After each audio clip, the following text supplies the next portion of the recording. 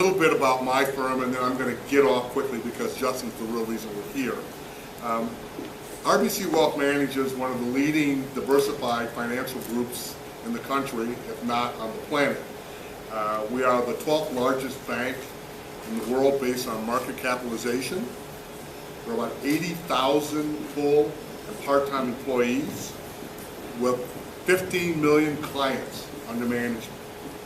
RBC is recognized as the #1 trademark in Canada if you ever go to Canada, and also any place else, whether it be in the Caribbean. You know that the RBC lion is everywhere.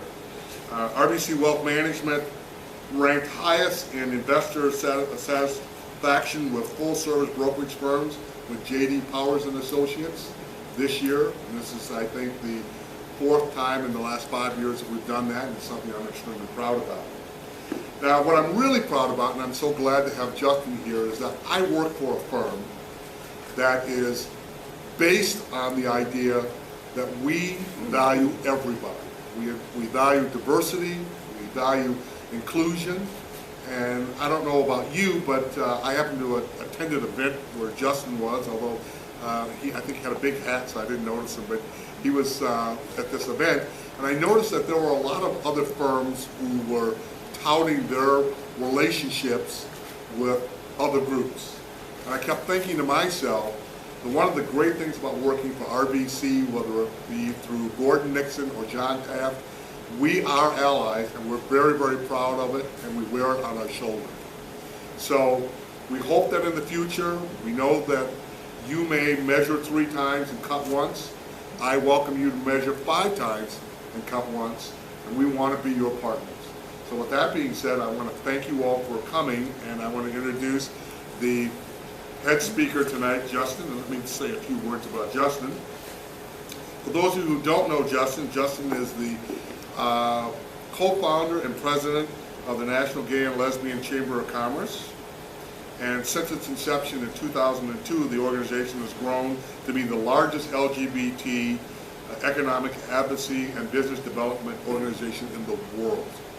I want to say that again, in the world.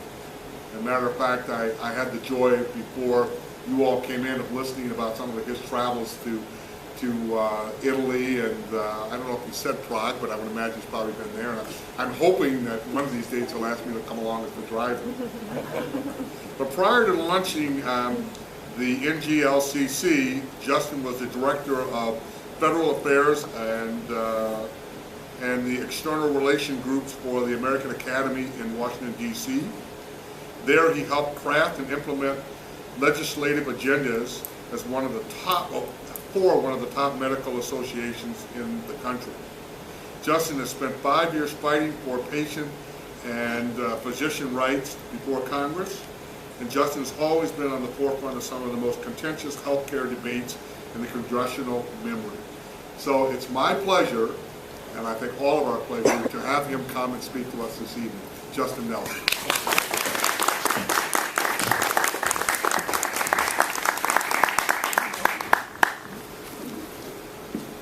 Thank you, James, and you all are probably aware there's another contentious healthcare debate going on in Washington right now. Thank God it ended several hours ago when Ted Cruz finally couldn't stand anymore. This is not going to be a partisan discussion, I promise you. We're officially nonpartisan at NGLCC. I do want to thank RBC for this invitation tonight, and I want to thank the other partners for putting this on as well. Christina, you are a fantastic friend. We appreciate your leadership. What you've done with the Chicago Area Gay and Lesbian Chamber of Commerce is amazing. What people may or may not know is a little over 10 years ago, when we first founded NGLCC, Chicago was one of our first stops on our roadshow about what we wanted to do as a national organization. Christina wasn't here at that point, but has joined along the way, and your leadership is much appreciated, and the work that you do with our affiliate chambers throughout the Midwest region is truly inspiring, and we appreciate your leadership. Tracy Baim and the Windy City Media Group, thank you for helping with tonight's event. You know, a lot of people want to say that LGBT media or print media is going the way of the dinosaur, and what I have to say is that the Windy City Times, Windy City Media Group is read not only here in Greater Chicago, but really all over the country and all over the world. And I appreciate it. And I appreciate the fact that something that is so dear to LGBT culture, that you are fighting tooth and nail every single day to make sure that it survives and that it has a rich future ahead of it. And I don't know that many people could do that, but you're doing it, and we appreciate it, and I thank you for doing that. Thank you. M from the center, this is great. I remember when I came to Chicago several years ago, this was sort of just an idea at the time.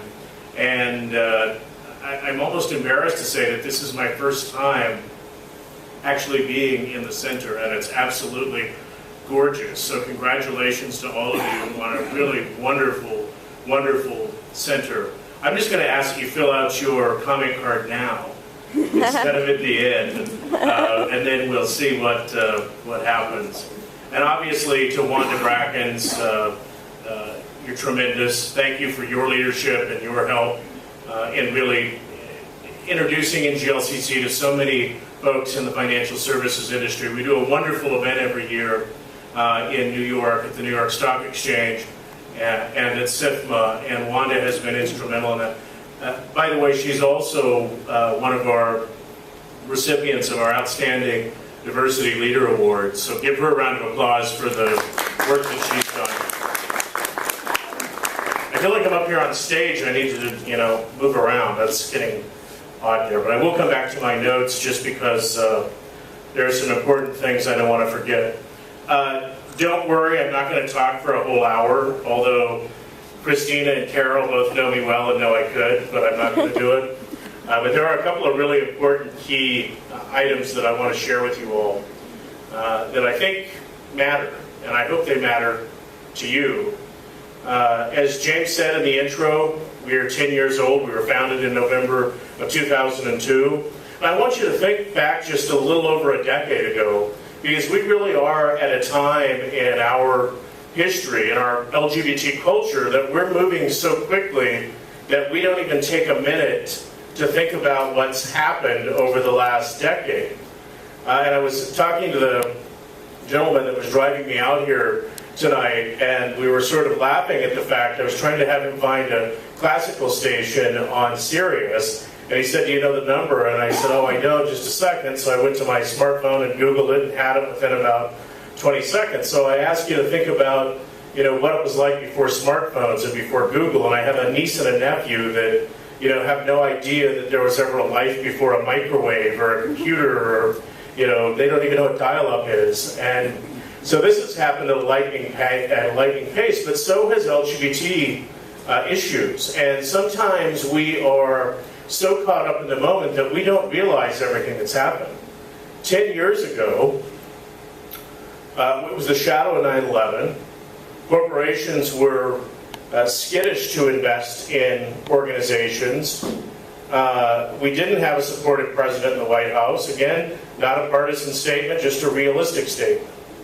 It was a difficult time.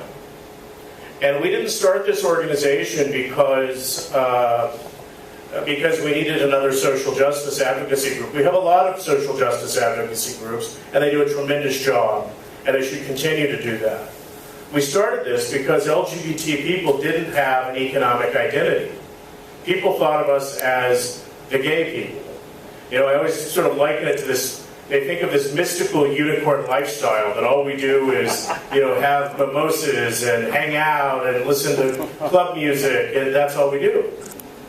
The fact of the matter is, to James's point, a day in my life is I get up, put my pants on one leg at a time, I go to the office, I have a team of 14 people in Washington, 2 in New York, and at the end of every month I'm worried about meeting payroll, about health care, about revenues, about the same sorts of things that every other American is worried about. And there wasn't a group that did that. There wasn't a group that said, we're a lot more like everybody than we are different. And so we said, let's do this. I had been working on Capitol Hill. Chance had, my co-founder, Chance had worked on Capitol Hill. And my boss, by the way, I'm from one of the big flyover states. I'm from Wyoming, so I love going back there. But I was working on Capitol Hill. You'll find that I do that. I'll completely jump off topic and say a random comment. So forgive me. Yes, exactly, squirrel. So forgive me up front. But my boss, when I was working in the Senate, would always ask 3 questions when we were talking about any piece of legislation. What does the U.S. Chamber of Commerce think? What does the National Federation of Independent Business think? And what does the U.S. Hispanic Chamber of Commerce think? And why the U.S. Hispanic Chamber? Because USHCC had given the Hispanic community an economic identity. We didn't have one. We needed one. We started one. There are a lot of great local chambers around the country, about half of what there are now. We have 32 affiliates in the U.S., 14 internationally, and growing every day. There are about half of those that were in existence before NGLCC.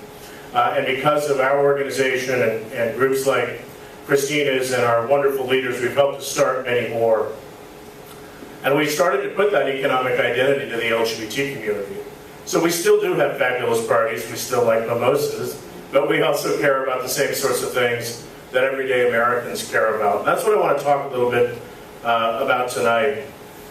Sort of what we're doing to help inspire economic growth within the LGBT community, how we're creating connections between LGBT business enterprises. You'll hear me talk about LGBTBEs and our corporate partners, how we're opening up that $100 billion federal marketplace to LGBT-owned companies, what the decisions in the Supreme Court have meant to LGBT business owners, what they mean to corporations, and what are some of the policy changes that have come about as a result of those Supreme Court decisions. So let me just start out by sharing a little bit about some of the backbone issues that we work on at NGLCC. Our #1 program is our Supplier Diversity Initiative. So I know I have a couple of suppliers in the audience, so please raise your hands. I know there are a couple more. Give a big wave. All right, great, thank you. What we do is connect LGBT-owned businesses with major corporations. We started out with 10 years ago with IBM. We're now over 140, the Fortune 500, that are looking to do business with LGBT companies like they do with ethnic minorities, women, service-disabled veterans, people with disabilities. And so we created a certification program that was mirrored on women-owned certification and ethnic minority-owned certification, so that companies could find a way to contract with LGBT companies, not despite the fact that they were LGBT, but because they were LGBT. Now, given it has to be a quality product at a competitive price, but the fact of the matter is, we wanted to make sure that if you have this creation that we've dubbed the Circle of Corporate Diversity, that 15, 20 years ago, there were some great studies showing that LGBT people were through the roof in terms of being willing to buy back and purchase goods and services from companies that were supportive of LGBT people. 84%, something like 84%. Okay, so great. So here's this pot of money that corporate America realized, you know what, we should be doing ads in their publications, we should be supporting events, we should be connecting with organizations. And we said that's great as a community. I'm not talking just NGLCC, but as a community we said that's great. Now what are you doing for your LGBT employees? So largely corporate America has responded by adding domestic partner benefits, and we'll get to that and some of the challenges that the Supreme Court decisions now have in regards to DP benefits, but also about non-discrimination in the workplace. And I talk about this a lot. The average LGBT employee spends between 10 and 25% of her or his work week worrying about being discriminated against or fired because they're LGBT. Now, as a social justice person, someone who cares about equality, I think that's horrible. As a businessman, I think it's even worse because it means 10 to 25% of that employee's productivity is out the window. Right there's a business case for anybody. have a workplace that is inclusive, that doesn't discriminate, so our best can bring their best to their job every single day. It's pretty black and white, but we're still fighting that battle. We'll continue to fight that battle on NGLCC. States like Illinois, I know, have a non-discrimination ordinance, which is what should happen. But back to my circle. So you're marketing, you're doing the right thing, you are doing right by your employees. What we said when we came on the scene was, that's great, you need to be buying back and investing in this community like you do other diverse communities. And frankly, it hasn't been a tough sell. People get it. You find quality suppliers, you find innovation, you find cost-effective partners. Carol's here, she knows this. She's been around for many years. She chairs our procurement council. That's what we said, and corporate America has largely responded to that. Now, we're not done. We still have a lot of companies that aren't doing it. We've now made it into the Corporate Equality Index for HRC as a scored piece. It's a part of community involvement. It needs to be a standalone piece. It's something our procurement council is looking at. How do we continue to pressure HRC to ensure that it's a standalone scored piece, that companies, to maintain that 100%, have to have LGBT suppliers as a part of their diverse supply chain when they have women, ethnic minorities, people with disabilities, seniors, and so on. I think we're going to get there. We almost got it this last round, and I think we're going to get there.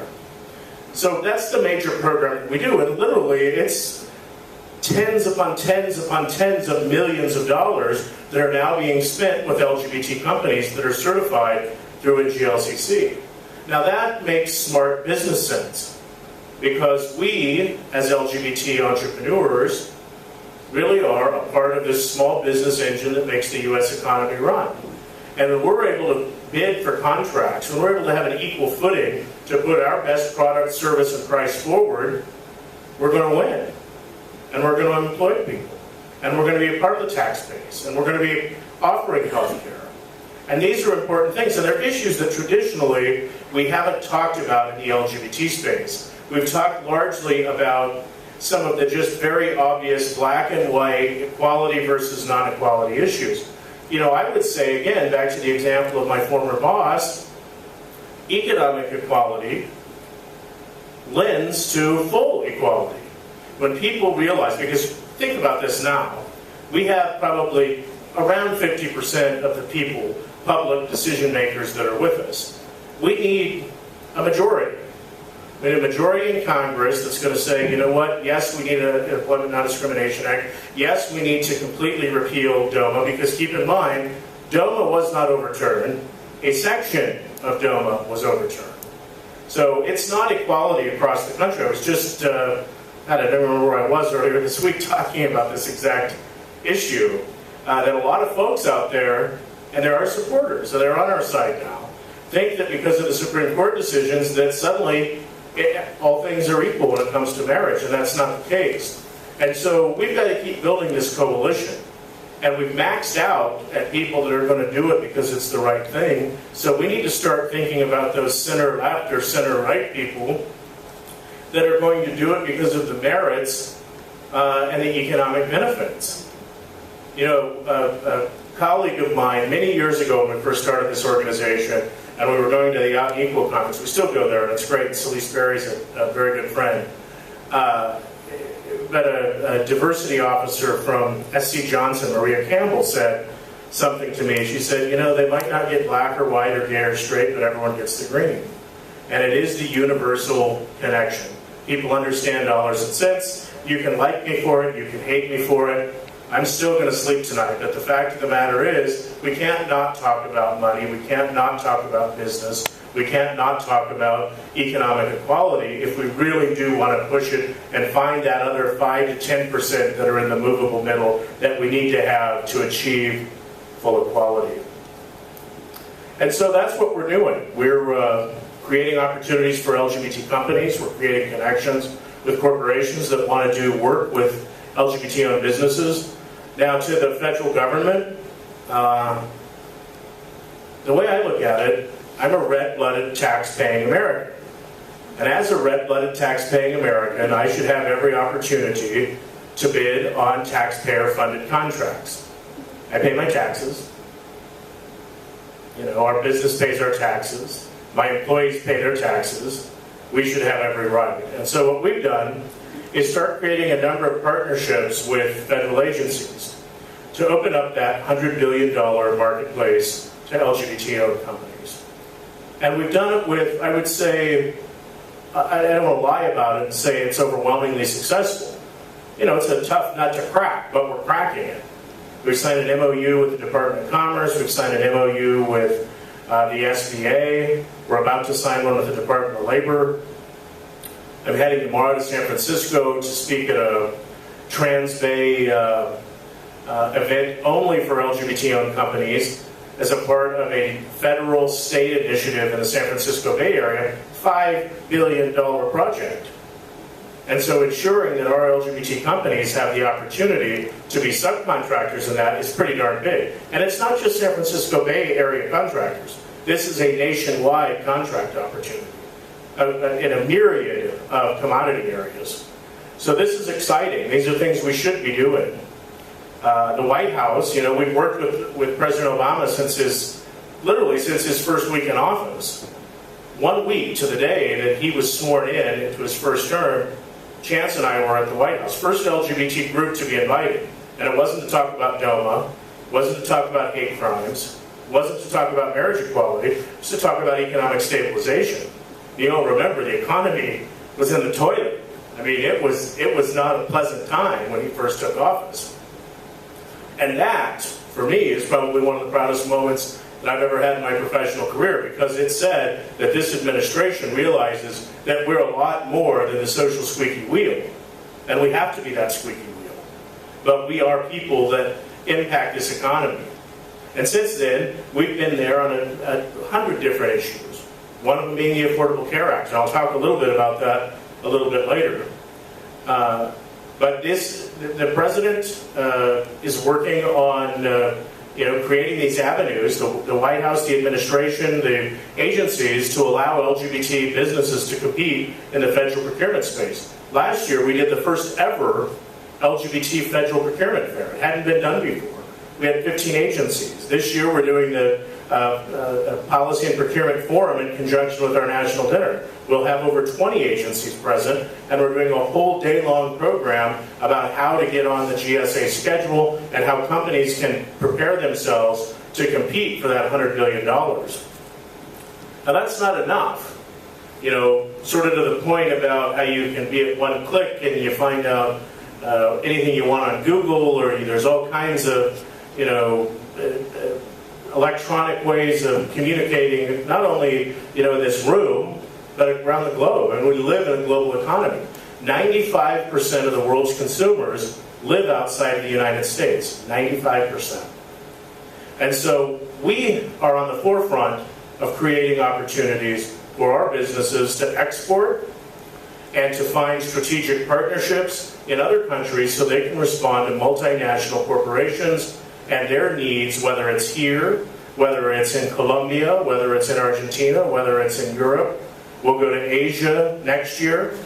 These are important opportunities. And because you're an LGBT company, unless you really are so hyper-geographical that you are the corner yogurt store on Halsted, and I don't know which... Cornelia, that you don't have any market other than that specific geography, you've got to be thinking about exporting. So that's a part of our MOU with the Department of Commerce. It's a fantastic program there. People don't know this. I didn't know this. It's a whole program there through their commercial services office that matches you, your product, your service with countries where you will likely find success. And then it's not only, hey, here's a place where you might be able to find a market.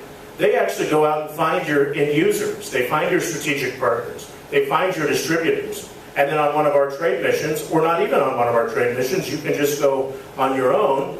You're able to go and meet face-to-face with these end users, these strategic partners that can help you create a market in whatever country it is where your product or service has potential distribution. That's exciting. It's exciting to me. Most people don't know about it.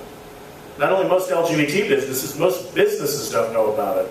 So there's an opportunity for us as LGBT-owned companies to get in there while it's still on the ground floor and really utilize these tools in a very pragmatic way. There's also exporting insurance through the Export-Import Bank of the United States. My good friend Fred Hochberg is the chairman there. Fred is one of the highest-ranking openly gay LGBT appointees in the Obama administration. He's on his second term there. This helps ensure that if I'm going to Colombia, that my distributor is able to finance my exports. So I'm not left in the lurch should, God forbid, something happen. I'm insured to take my product or service there. And that's what we're doing. We did a trade mission in 2010 to Argentina. Last year we helped launch the Colombian LGBT Chamber of Commerce and did our trade mission. We'll go in 2014 in March to Mexico. And it's very exciting. So here we are building all this legacy wealth as business owners, right? We're working hard, we're employing more people, we're offering health care, we're doing well, we've bought our vacation home, but I can't get married. And if, God forbid, something happens to me and I'm not in one of the 13 originals, what happens to me?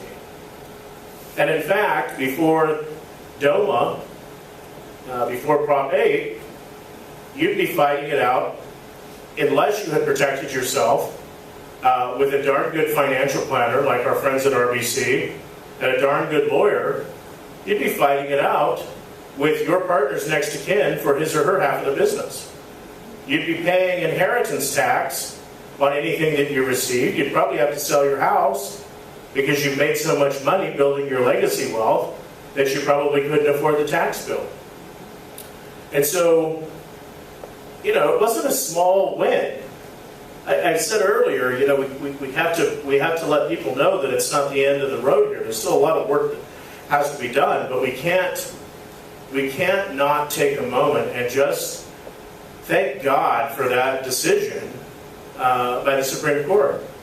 And it wasn't everything. It wasn't all that we got. I think in some regards they may have done some punting on a few issues, and we'll see these issues come back, specifically on Prop 8. Prop 8 wasn't overturned. Prop 8, the lower court's decision was held up based on a belief that the plaintiffs didn't have legal standing to file the appeal. Okay, great. A win's a win. I'm going to take a win. So let's just say that if you're in California now, you can legally get married once again. And thanks to the DOMA decision, which again, decided narrowly, did not repeal DOMA, it said that legally married same-sex couples cannot be discriminated against on federal benefit aspects because of the same-sex nature of their marriage. I can still not recognize your marriage if I'm in Alabama or Arkansas or Wyoming or anyone that's not one of the 13 states. That's still perfectly legal. What this did was it said that federal benefits, for the purposes of tax issues, of inheritance, of tax equity, health care, we can no longer exclude legally married same-sex couples. And it's created some issues. Before I get to the recent IRS decision, which is fantastic, I just want to point out a couple of items that I hear a lot about. On our Corporate Advisory Council, some of the issues that we talk about are these very issues. For the last 10 years, we've had corporations that have been stepping up to the plate because our government wouldn't, that have been offering domestic partner benefits because they couldn't get married and have spousal benefits. I say we, I make it sound like marriage is that far away from me, but actually date, so it's not horrible. We're not ready to have spousal benefits yet. There we go, lost my train of thought. But my point being that corporations stood up to the plate and said, let's do this. And now what we're finding, and even companies that were grossing up, which I'm sure everyone in here knows what that means, but before the DOMA decision, if I offer domestic partner benefits to my company, if RBC is offering domestic partner benefits to their LGBT employees, they had to tax that health care on the same-sex partner of the employee as additional income. So not only was my relationship not recognized, I had to have a different tax bracket or a different tax structure for me to be able to have my partner on my health insurance. So what this did was said that's no longer possible. But what's happened in the intervening time is a lot of companies, several, I wouldn't say a lot, have stepped up and done a gross up, which means they've grossed up an employee's salary to compensate for the additional tax burden that they've taken on because of that domestic partner insurance. So that's something that's going on right now. I don't know what the answer is, honestly. I think the companies that decided that domestic partner benefits would be offered to same-sex domestic partners or opposite-sex domestic partners are probably sitting in a little bit better of an area, because the question for companies that offered same-sex domestic partner benefits now have to contend with the reality that from a tax standpoint, given the repeal of that portion of DOMA, and given the IRS and Treasury's decision to treat same-sex married couples, regardless of where you're married, or regardless of where you live, as long as you're legally married in one of the 13 states or the District of Columbia, you're now eligible for tax benefits similar or exactly the same to opposite-sex married couples, regardless of where you live. So the challenge here to sort of try and draw a point between these dots I'm putting on the board here. I live in Alabama. I got married in Washington because you can come get married in Washington. Some states you can't. Some states you have to be a legal resident of that state to get married in that state. You can in Washington. I invite you all to come and get married in Washington because you're close. And thank you, Tracy, for marching next week, because we need to be closer here. But you can come, get married in Washington, and then it's recognized from a federal tax standpoint, regardless of where you live. So I go back to Alabama. I still have issues with state taxes. I still have to deal with any sort of state tax issues around inheritance, around child tax credit, any of that sort of stuff I still have to deal with on a state basis. But I don't have to deal with it on a federal basis. So for corporations that are in that scenario, something that has been put forward, and I would caution any company from doing this, at least right now, there is a dialogue underway as to whether or not they would require same-sex partners that are receiving same-sex or domestic partner benefits to get legally married to continue to receive their benefits. Now, careful what you wish for. This is what we wanted, right, people? This is what we wanted. But it's still not oranges and oranges. We're still apples and oranges, because we have the problem of the Commerce Clause of the Constitution, and one state doesn't have to recognize the marriage of other states when it comes to same-sex couples, even though they do when it comes to opposite-sex couples, which all lends to what's going on now in the courts. So there are cases, and I think you can look at them in a myriad of different ways, but barring a sweeping decision, we're probably going to have to deal with this for a little while longer. I think about this, to put it in perspective, let's think about women's suffrage, okay? It was 1919, 1920, somewhere in there, women received the right to vote, okay? 50 years passed before the Equal Rights Amendment. 50 years. So if we think about things in terms of Windsor, of the DOMA case, being our women's suffrage. What we've accomplished and what we'll accomplish in the next few years is really lightning speed. And I don't want to sound as though we need to take the pedal off the gas. So let's go, let's go. But we do have to be realistic. We also have to take a minute to realize that we've had some amazing, amazing wins in a relatively short window of time. And being an organizational leader, I can tell you that sometimes it's not enough. Doesn't matter. We got repeal of Don't Ask, Don't Tell, and we passed it with little fanfare. It was, by God, where's marriage? And before Don't Ask, Don't Tell, it was the Matthew Shepard, James Byrd Act. It was hate crimes. We passed that like we hit a rabbit on the road. I mean, let's be real. The first time in our democracy's history that we actually expanded the rights of LGBT people. We didn't diminish them. We didn't shrink them. We expanded them as a part of the hate crimes bill, and we barely took note of it as a community. And so we've got to think about the era that we live in and the lightning speed at which things are changing. And we have to be realistic, and I think we have to be somewhat patient here. I'm not saying, again, take the pedal off the gas. We've got to hold people's feet to the fire. You've got to be down in Springfield marching. I mean, this victory is so close, I can taste it in Washington. And I thought we had it once or twice.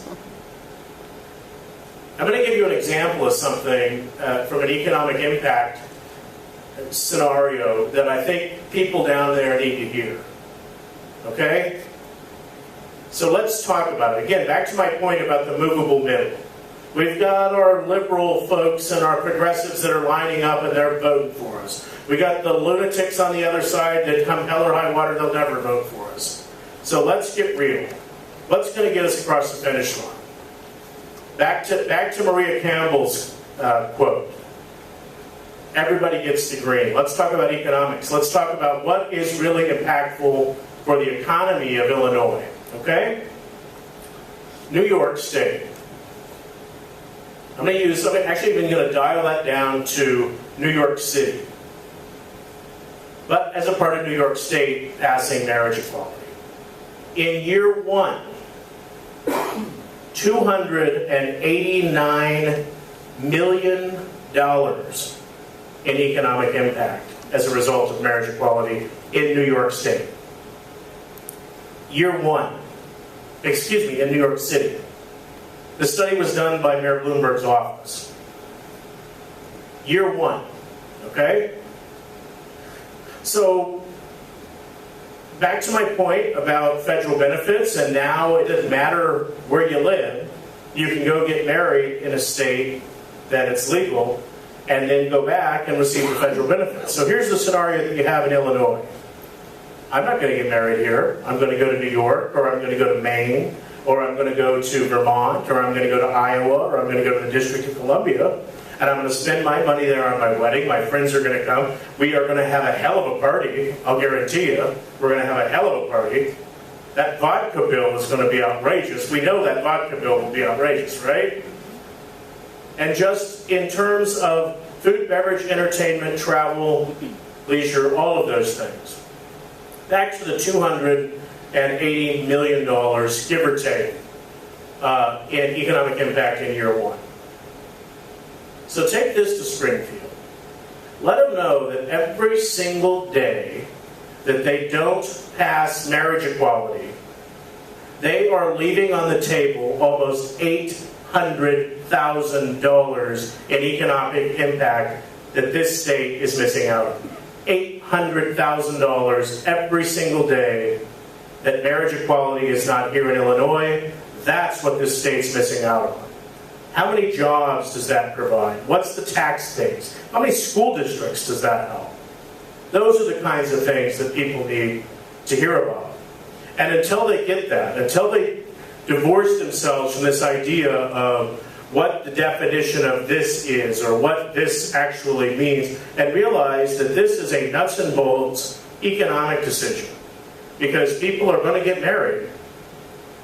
People are going to get married, especially now that they have their federal benefits. They're going to get married, and they're going to do it somewhere else. And they're going to keep doing it somewhere else until your folks in Springfield act. So that's my soapbox moment. The one challenge that I see, at least the one that's most glaringly obvious, in the DOMA decision and the subsequent decision by Treasury and IRS around fair tax treatment, survivorship, Social Security benefits, even around spousal benefits for the military. That's happening. You know, these things are happening. The challenge here, if you think about it, it states where you have two same-sex parents that don't allow same-sex second parent adoption. And that's something we got to work on with the IRS. I was on a call with Jack Lew, the Secretary of Treasury, the acting IRS commissioner, and a handful of LGBT groups right before they made the announcement. And that issue came up. They are going to work with us on it. It's not solved. We will solve it. I think it will be solved. It is one thing that needs to happen. But, you know, it's not perfect. It's not perfect. But it's a giant step in the right direction.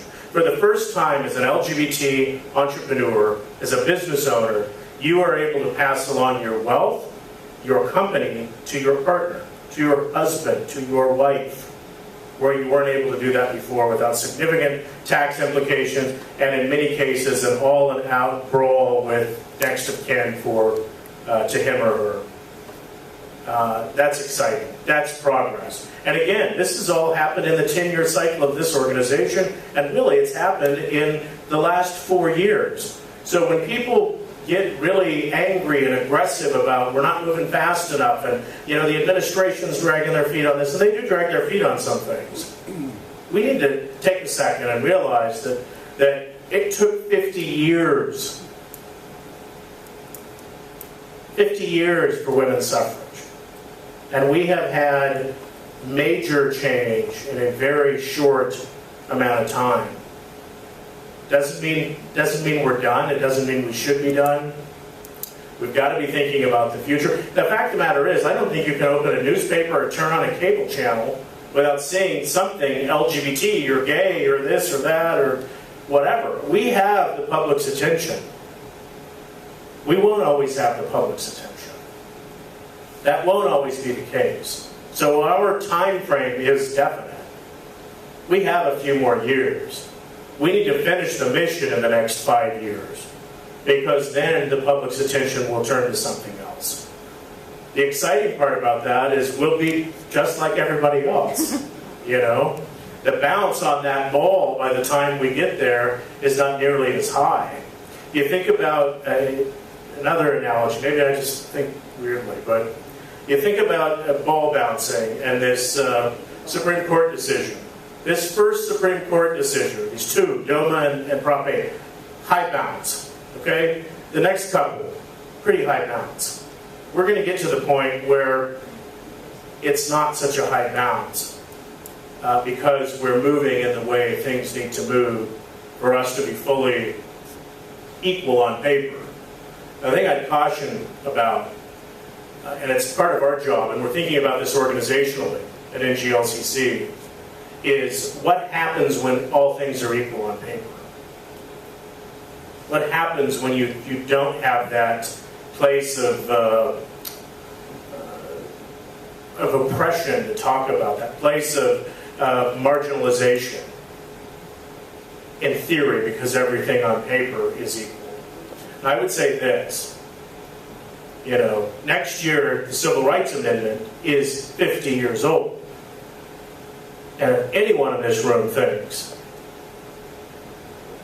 that all things are equal just because it's on paper, you're nuts. And that's very evident from what we've seen happen with this president. And a prime example of what's going on in this debate over the Affordable Care Act. It's absolutely disgusting. I've been in Washington 20 years, and I have never been more disgusted by the dialogue, by the gridlock, by the out-and-out, just visceral nastiness You know, this idea about an individual mandate, by the way, came from the Heritage Foundation. It's an extremely conservative think tank in Washington. That didn't come out of Bill and Hillary's living room.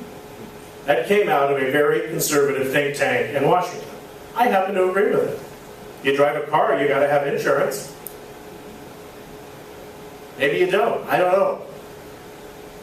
The fact of the matter is, especially for the LGBT community, and especially for the small business community, the Affordable Care Act is a positive step in the right direction. You know, I was lucky enough to be asked by then Secretary of Labor Hilda Solis to sit as a part of an advisory group on reintroducing people with HIV and AIDS to the workforce. You haven't heard a story until you hear some of the horror stories about our brothers and sisters that can't, first of all, they're shunned to get into the workforce, and second of all, they can't find insurance.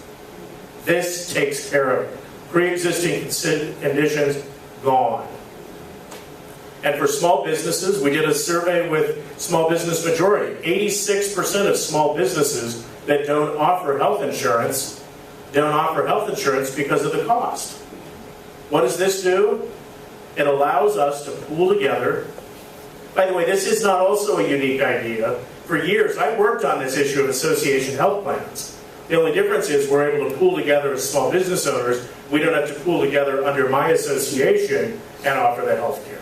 This is not a unique idea either, but it allows small businesses to pool together, to put those numbers up there so we're competing with major corporations, and be able to find affordable health care for our employees. Not to mention that for small businesses with fewer than 25 employees, which is about 70% of small businesses, there are huge tax incentives for you to be able to offer health care, to the equivalent of about $800 per employee in 2011. And that was only with a fraction of small businesses taking care of this.